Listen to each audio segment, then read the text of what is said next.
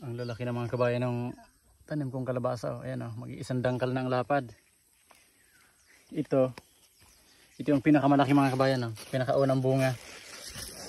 Ayan o.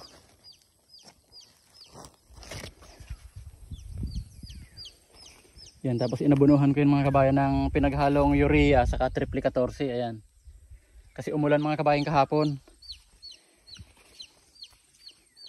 Tapos yung ibang mga dahon yung mga kabayan yung malapit sa puno naninilaw na.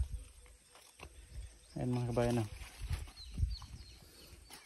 Ayan.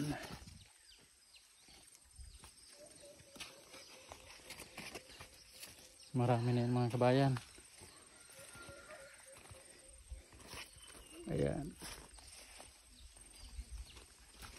Tapos linagyan ko yung mga kabayan ng pamatungan para hindi siya nakadikit sa lupa.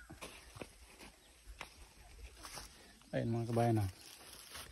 Gumawa ako ng ganito. Dahon ng nyog. Para nakaangat sa lupa mga kabayan. Yan. Yung doon may bunga na rin yun mga kabayan doon.